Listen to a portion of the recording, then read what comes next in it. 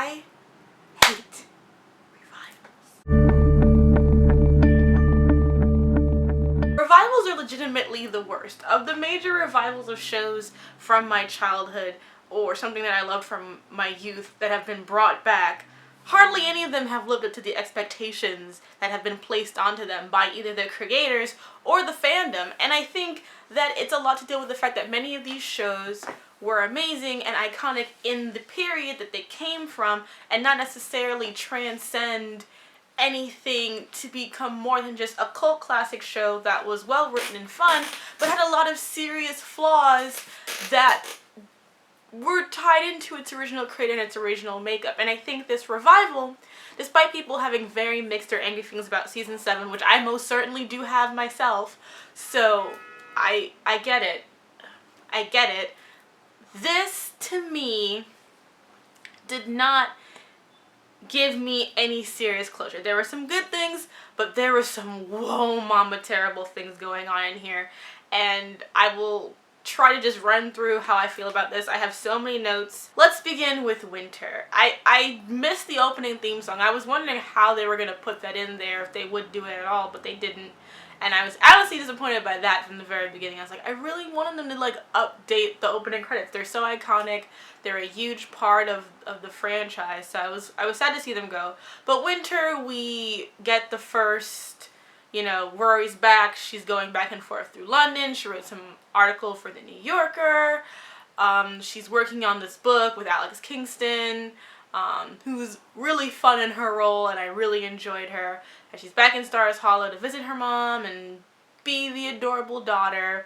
Luke and Lorelei have been together for about 9 years, dating. And in this relationship, they're partners, like domestic partners. And we get a flashback once we go to Friday night dinner, where we see this giant portrait of Richard, which, like, I know Lorelei and Emily have their beef, but I just feel like in this episode, Lorelei was doing the absolute most. Like, okay, there's this giant portrait of your grandfather, your dad. Like, we get it. She probably did not intend for it to look this way, but why do you have to come and beat her up about it? Like, it's there. Let it be. Leave Emily alone. Like, Lorelai's always doing the most in the most inappropriate times. But then we flash back to the funeral. And let me just say this, guys. At the funeral, which was beautiful. The funeral was beautiful. It was sad. I loved watching the girls be together. Like, it was heartbreaking, and it made me think about Edward Herman. And I hope that he would think that was a beautiful tribute to him and his character. And Kelly Bishop, who looks amazing, just played the grieving widow so well this entire mini-series. I really, really loved it. But anyway, the first thing that I noticed when I was looking at the crowd shot, I was like, Christopher's not at this fucking funeral. And I immediately was like, this is what I said. Unless he's there for drama, he's not in the show. Like, why would Christopher not be at Richard's funeral? He's known these people his entire life. He was married to their daughter, their grandchild. Like, his daughter.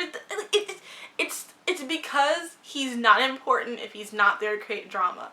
And this entire season wants to erase it. Christopher and Lorelei and Rory worked out all of their problems in season 7 because he's just a non-factor until the very last episode where Rory goes to talk to him, and I'll get to that later. But it just was like, he's ignored. Fucking Digger is there, who I love. I was like, hey Digger. I was like, yes, Digger is here, yay. But like, Digger was there, but not Christopher. I can't. And I'm like, well, he's a flake. By season 7, they established that he was not doing that anymore. He was being there for Rory. He was committed to being there for this family in his own way. This is retconning the situation in a negative way. Like, we are past this point, and it's just lazy writing. I hate it so fucking much. But then, you know, Rory has to go to London for whatever the fuck, and at the end of the night, Emily wants everyone to tell stories about Richard, and Lorelei just fucks herself. Like, it just, and I hated Lorelei so much in that scene. I hated it so much. And like, even though Emily read her to filth and was like a little harsh towards the end, I was like, you know what though, Emily? you ain't lying, because Lorelei is selfish and she doesn't think about other people all the time.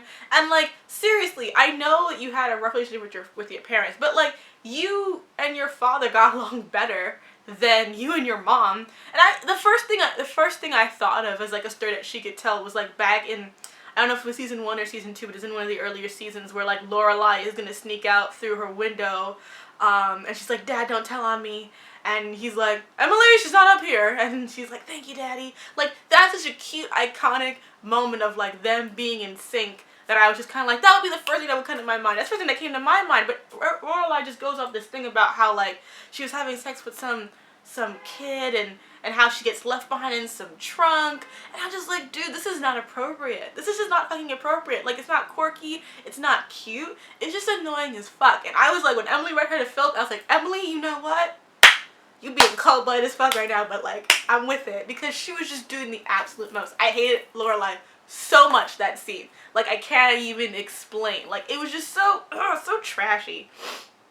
Lane looks exactly the same, and it's so cute to see her, like, even though she's still with Zach, at least she's happy, she's married, she still plays. Paul Anka is still alive. And then Rory was living in Brooklyn. Like, of course you were. You're such a cliche. But then they brought in Paul. Paul was a lame-o. I was like, who's this? Sorry, lame-o is... That's not the right term. Okay. He was so basic. I was like, who the fuck is Paul? And I did feel bad that everyone was just making it seem like, yeah, this is Paul. You can cheat on him, Rory. Who gives a fuck? I was like, Rory, why are you dating a dude for 2 years that you don't like at all? Like, Paul, seriously? It was just so bland. I love Cesar's hair. I'm just looking through like all of my notes. Michelle coming out, which was like, I think a lot of people guessed that Michelle was gay, and so they were picking up on that, you know, gay or bisexual, because it is implied that he likes women early on, but maybe that was a front.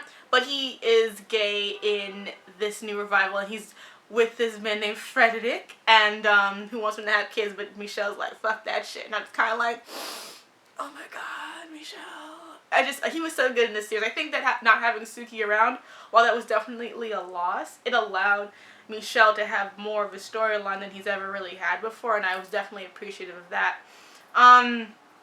Rory keeps going back and forth to London, and she's like, I'm broke. You're not broke, girl. Your grandfather just died. I'm sure that you have so much money right now. You're just an idiot. Plus, that would mean that she blew through her fucking trust in, like, 7 years. Like, what the fuck? Like, there's no way that Richard and Emily left this money. And also, because we know, like, this isn't, well, spoiler alert, I guess, like, that she's fucking Logan. You know Logan's fucking paying for her to go back and forth from one to Stars Hollow. So, like, where's all your money going, girl? Why do you have an apartment in Brooklyn? First of all, please don't live in Brooklyn. Like, don't be more of a white girl cliche. Just stop it. But, like, this is what's happening. Yeah, I put Christopher's at the funeral. I don't fucking believe that. Inconceivable. Like, that's my note. The picture from their vow renewal at the funeral, that wrecked me. But yeah, like, them truth bombs. April's going to MIT work. The fact that Luke and Lorelei have been together for 9 years and haven't discussed kids in, like, what would be, like, 11 years makes zero sense. It's like, I hate when I do this, when, like, relationships have been put on like, an indefinite pause. Like, you guys are in your 40s now. Like, you're almost 50 years old. You guys should have talked about kids before. You wanted kids before Lorelei. This was established in season 6 that you wanted to have kids with Luke. So why this is happening now, I don't understand.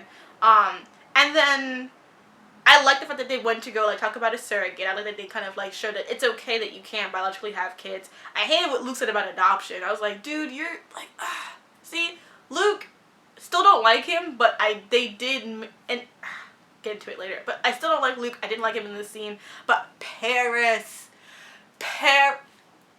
is amazing. Paris is my favorite character on the show. It's over. Done. Finito. Paris is the best character on the show. And Liza Wiesel came here and put her whole bob into this. Like, she was so good as Paris, and I felt for her, and I just, and I love how she looks out for Lorelei. She's like, oh, I'm gonna help you out. You're basically the only mother I ever had. I was like, Paris, you are the best. Oh yes, and then, you know, when we see that, like, you know, Rory is talking to somebody. Oh, that's my eye makeup. Totally forgot I was wearing it. Whoopsie. This is what happens when you're trash for so long and then you finally decide to beautify yourself and you forget that, oh no, I can't just wipe my eye anytime I want. Sorry. Anyway, sorry. But like when that scene happens and like Rory's talking to someone, I'm like, oh, it's fucking Logan. And Logan came out and he looked so good. And I was like, look at Rory, my babies. And then the rest of the revival ruined this for me. But at the moment, it was great. And then just, you know, when you see Emily again with like her body shipping cash and her in jeans, I just Emily this season, beginning here, she's just perfect. And I really think that Kelly Bishop has done an amazing job as that character, and I loved watching them interact. And they finally are being a little bit modern about going to therapy, kinda. It's still kind of implied that it's kind of looked down upon, but I appreciate them going. But just like the whole idea that Lorelei has to lie about Luke about if she wants a baby or not, it's just so, that's so season 6, season 7, like we are beyond this point. Like, there is no reason why this is this thing that we have to keep talking about with this couple. It didn't seem right to me. I didn't like it at all. So, episode 2, Spring, Mrs. Kim, we get to see her, and I was like, what, as my girl, and we get to see Mr. Kim, which, as soon as I saw that Daniel wrote this episode, I'm like, we're gonna have mad trolling this episode. Jackson is there, but no Suki, fine, and I love how Alex, like, her character is like, I hate England, I'm gonna vote for Brexit, a protest vote, it'll never happen. I just kind of like, oh, too soon, Amy, too soon. But I definitely feel like, you know, Rory and Logan, it was all cute and fine until you realize that Logan has a fiance, and Rory knows about this and they're fucking on the low, and like, they're both cheating on their partners with each other. And this is where this relationship begins to like be fucked for me. Like, this always happens. Every couple I like in a revival gets fucked over. Sean and Angela, it's just, this upsets me because in season 7, Rory and Logan, they are in a good place, but then Logan wants to propose to Rory, and she says no, they break up. Why would they, like, 9 years later, just be, like, low-key fucking and doing so while they're both involved with other people? Like, I don't, like, the idea that she just wants Logan's dick that badly, like, I mean, I do, but I don't see Rory being that way because, like, Rory loved Logan, definitely, but she also, like, was pissed at him about Bridesmaid Gate. How is this the same person? And also, you already played this game girl with Dean and Lindsay, and here you are doing the exact same thing. Rory, this series is one of the worst things ever. And I already dislike Rory. I already said that she's the worst. This just proved it. She's a terrible, terrible, stupid, garbage person who thinks she's better than everybody else, thinks she's better than all the other third subjects that are back at their apartments with their parents, thinks she's better than the fucking blog. That's why you can get the job, girl, because you come into the blog not be able to do no pitches. She doesn't know how to do her GQ interviews. She doesn't do any shit. I just was watching her just like, girl, you had everything handed to you on a silver platter of what you could do. And yes, there are plenty of people in their 20s and 30s who are lost, and that rings true. But Rory was legitimately hated everything, and the moment that she isn't, she doesn't know what the fuck to do with herself, and that is why I hate her as a character. She does not know how to deal with actual conflict. She's just not able to do that.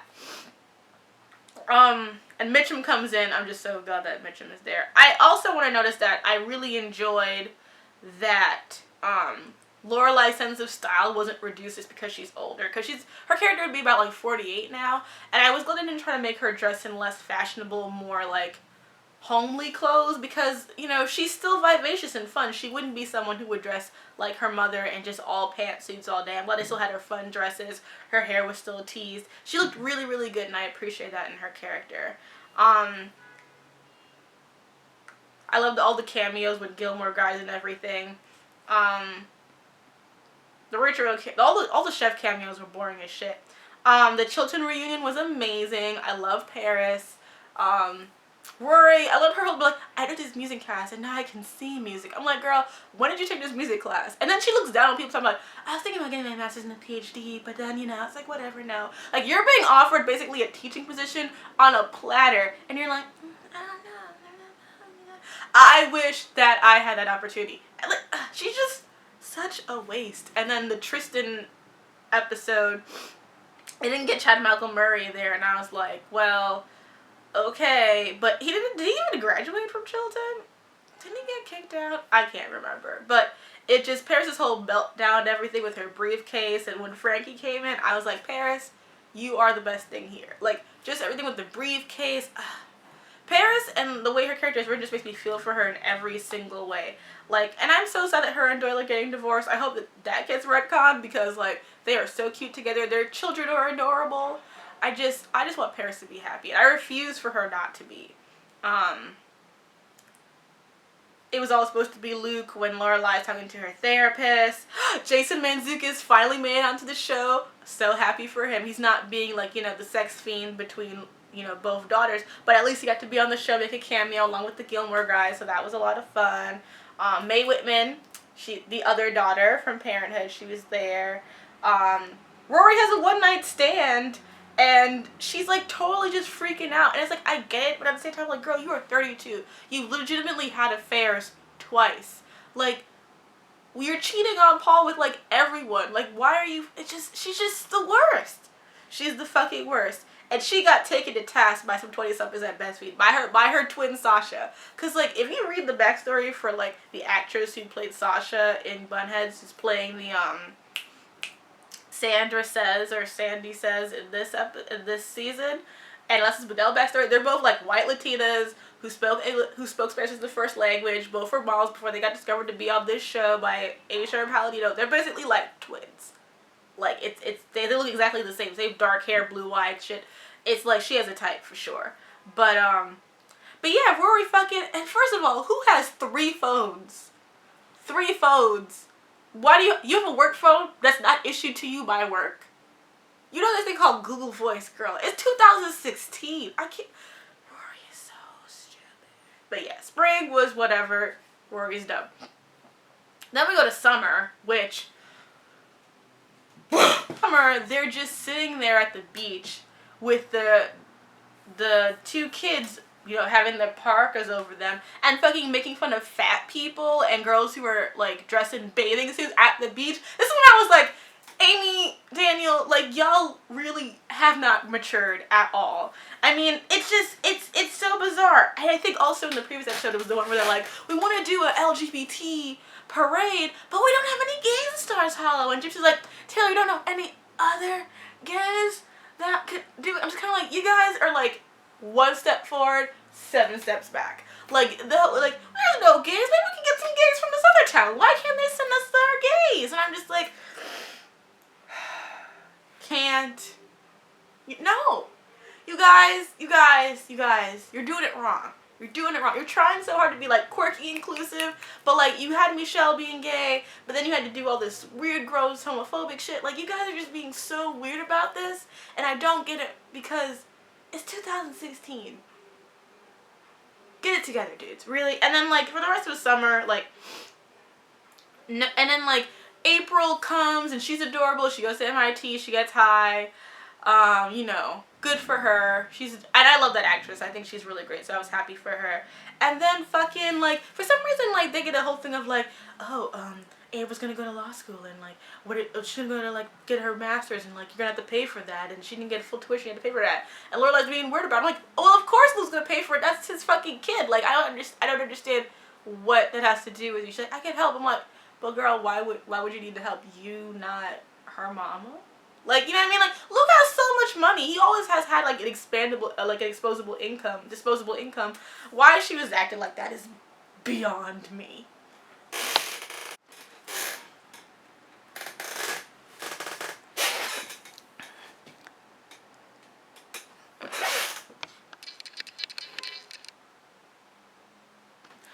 Then I was so sad about Michelle leaving and, like, going to the secret bar, but I also loved how he was saying that, like, he's just too overqualified and he needs more things, and I felt that was good. I felt like it made sense for his character to want to move on and to actually see him and Lorelei have a real relationship, a real friendship. I felt was very fulfilling because we never really got to have a lot of that with them in this series. Like, there was one time where he's like, you know, we go to Weston's and we get our you know, our red velvet cake and whatever, but, you know, at the same time, it's still good to finally see Michel get his due as a character who was in the opening credits for 7 seasons and never had a serious storyline. So it was great to see, like, finally him getting the respect that he deserves as a character. Then they do this fucking, where, like, the Stars Hollow Gazette's getting closed down. Rory wants to go take it over, so she does it. She posts a paper, and they're like, who puts the papers out? And they just think, like, you take the east side, you take the west side. And they're like, that's the west side, that's the east side. The town is literally a circle. The town is a circle. This is unnecessary. Just fucking, why do you even have this many papers? This many people don't even go to this fucking store. I was just like, girls, this is a lot right now. But, and then they do the Stars Hollow musical, and that shit took forever to end. I mean, I know they wanted to have Sutton Foster in there because, like, she was in Bunheads and she's great, but, like, wow, too much. And Lorelei's the only there with some fucking sense. Everyone's like, it's amazing, it's better than Hamilton. I'm just kind of like, girl. I fast forward through most of it, I'm not even gonna lie, because it was boring. That did not need to be like, that was like, what, 15, 20 minutes of, it was so annoying. I could not even do it. But then Jess comes in, and let me tell you guys something. You know, for this series, for seasons 1 through 7, I'm Team Logan. But I have to tip my hat to the Team Jess fans, because y'all won. Y'all won. Because, and Jess, first of all, he looked great. He was just really cute. His relations with Lorelei, with Luke and with Rory. And, you know, he comes, gives her some good advice, helps her out, says that she should write a book about her and her mother, which was a good idea. Very meta, but a good idea. It makes sense the only thing Rory could write about is her own shit. And he comes, helps her out. I love how he's like there to help Liz and TJ get out of the cult. But he just came in and was like a great fit for what Rory needs. But at the same time, I'd honestly say at this point, Rory does not deserve Jess. Jess, who's adult, got his shit together, stable, publishing press. That Rory does not deserve him at all. Rory's the worst. Sorry. Like, I still have that side eye of Jess for that weird sexual assault, sexual weirdness that he did in season 3. But he's a mature adult now. He's a good person. Rory's a trash person. He doesn't deserve Rory. Sorry, Rory doesn't deserve him at all. At all. Worst. And Rory's like, I'm broke. Girl, you're not broke. Your parents are like trillionaires. What's wrong with her? Rory was the worst. The absolute fucking worst. And I love how when, like, Rory's doing research for the book, it's like Lorelei arriving in Stars Hollow with Rory was literally a news fucking worthy event in the town. Like, of fucking course it was. Of course. And then, like, she's like, Rory's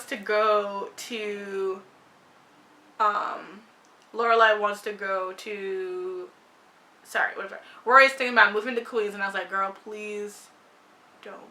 Please don't. Please don't go to Queens. I don't need to have Rory Gilmore in my space. She's just doing the most. And then Luke has this whole rant going on about his thing afterwards, and Rory's a bad friend to Lane. But then Lorelei goes to the final thing for the show, and Sutton Foster sings this song that's like all about Lorelei's feelings, and she said she's gonna do wild. She's gonna walk the trail and all this shit, and I'm just sitting here like, of course you're not, Lorelei, but whatever. But she's gonna go find herself to find clarity, which is like, okay, girl, have fun with that. And then finally we get to fall. I love all the Parenthood cameos in this episode. I was like, yes. Because I love Parenthood. Parenthood is one of my favorite shows. Also, another note, Rory's outfits are very cute. I like her red skirt and her top and everything. I really enjoy her whole attire. Lorelei's whole, like, midlife crisis thing in this episode, it makes sense because after 9 years of relationship, you know, she probably does want more for her and Luke, but she also doesn't want to be uncomfortable. And like the last episode, they had this whole rant about how Luke's like, well, I just do everything you want everything separately, I keep your family apart from my family and everything like that. I'm just like, Luke, damn, like he was just going in on her, and you just see her whole identity just crumbling. But then her reaction to it at the end, after she goes through her clarity thing and calls her mom and like tells her mom about the story about her dad, which was so cute and so sweet, about how she, like, how her and her dad went out to the movies and he bought her a big pretzel. It was so sweet. But when she comes back, she's like, we need to get married. And I was just like, okay, I guess that's the natural reaction to all of this. I mean, I'm not a Luke Lorelei fan on the whole, but his speech to her was very emotional and very good.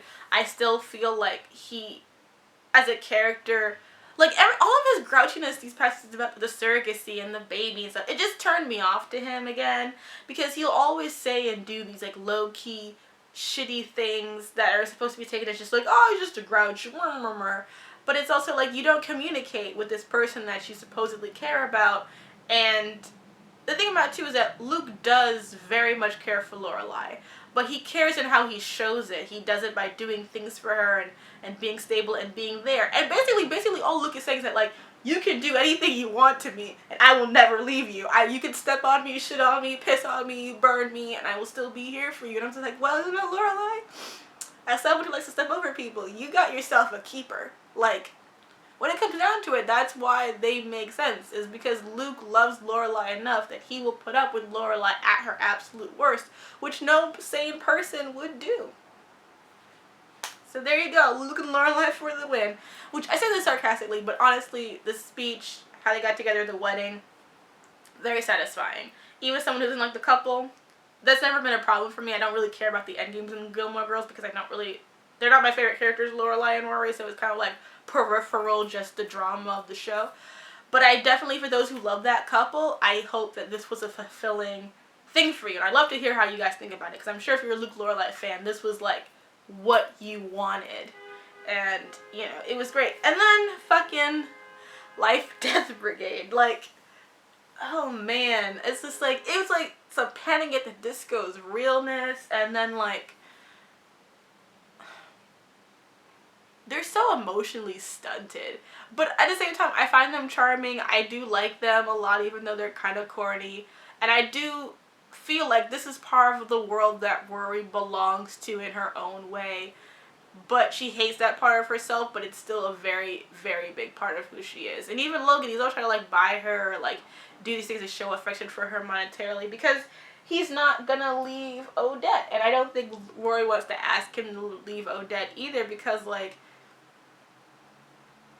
I don't know. It's just, the whole thing is just so weird. Again, we spend so much time with them now being in this relationship and fucking, but it's like, we don't really understand why they're fucking or how they feel about each other. Like, Rory, do you want him to stay? Just say something. Because Logan looked like he was about to be like, if you just say stay, I will. But Logan's not going to fuck his shit up for you, because I feel like I said before, Logan is the one who doesn't treat Rory like she's the Queen of Sheba. And he will, like, move on if he has to, where clearly Jess has not, as there's a scene later when he, like, looks at Rory through a window and, like, he looked like he was about to fucking cry. And I'm just like, Jess, baby, no, don't get trapped into her web of madness. Like, she's just not, like, she's not it. She's just not. And when she's working on this book, oh, that's the thing, when she said that she's going to work on the book about, her and her mother, Lorelei freaks out, doesn't want to do it because she, like, feels like there's parts of her life that she wanted to keep private and separate from everything else, and they have a little fight about that. And then later on, when Lorelei agrees, like, okay, write the book, try it out, see what happens, she goes to Christopher and asks him how he felt about Lorelei raising her by herself and all these other kind of things. And it's like, again, Christopher basically said the thesis of his character, like, I existed only to be your sperm donor and to cause drama. Otherwise, who am I as a character? And that's basically what Christopher was. Like, he basically is like, don't be too mean to me. But that's it. Like, he doesn't, like, pull any punches about, like, yeah, I wasn't there. He has no passion. It's like, he's not even, he doesn't defend himself. He doesn't defend his actions. He doesn't even say, like, I just wanted to fucking go. He's just like, your mom, she went and she did all these things and she didn't want to be with me. And I was like, okay, cool. That's it. That's it. I think like, cool, whatever. And I think that too, like, when she said it, I was like, oh, yes, answers, insight into Christopher. And it's like, nothing is there. Because no thought is ever given to anything that he does. It's just like, it's so funny for a show that can be so thoughtful and so insightful and so emotionally deep, can sometimes, for the sake of how it wants to tell a narrative, will just carpet bomb anything good about certain characters just to say a narrative. Because that's the thing, like, Logan gets carpet bombed just so that Rory can have the ending that Amy Sherman Palladino intended for Rory to have. Like, that's it. The only redeeming thing for me, besides, like, the Luke and Lorelei stuff, which I'm not that into, but, like, it was still good, was Emily. Like, Emily, her relationship with her maid, which was kind of weird at first because they're like, I don't know what language she speaks. I don't know. But it's basically just, like, gypsy in a really shitty wig. But I loved seeing Emily open her house to other people to cohabitate, to kind of find a family. She moves to Nantucket. She gives Lorelei money to help expand the Dragonfly Inn, which will keep Michelle there. Suki makes a cameo, which was funny and great. I'm glad McCarthy could come back for that. But, you know, Emily gives Lorelei money to help her out, and then it says, like, just come spend time with me, you and Luke. And I just was so happy that Emily, she gets a job talking about whaling in Nantucket. She finds her peace. And I think I was so delighted for her that if it wasn't for that, I really would not have enjoyed this at all. And then we end with, oh, wait, no, I forgot. Dean. Yes, Dean. Dean arrives for a brief second because he has a show that he does on the regular, because he got his own checks. He don't need to spend time on this. But he appears, he's got 4 kids, he lives in Scranton, he's living his life, Rory free, and Rory's like, oh, I want to write a book, and I want you to be in it. He's like, well, what are you going to say? Like, you were like the bestest boyfriend ever, but I still cheated on you with Jess. And I'm just like, you're such a fuck, I hate it so much, because it's just like, Dean, sweet, lovable Dean, the best boyfriend ever, still fucked around. Even when you're great, you're still not great enough. But Dean is living his life, we're living that Rory-free life, and yeah, and then we realize at the end what the final 4 words were, and it's like, Mom, yeah, I'm pregnant. Like, it's like, can you imagine if that had been season 7? Like, can you imagine if the series had ended not with them just talking in the cafe together? It was like, I'm pregnant, and Logan's the father. And apparently what Amy Sherman Palladino said is that Logan is supposed to be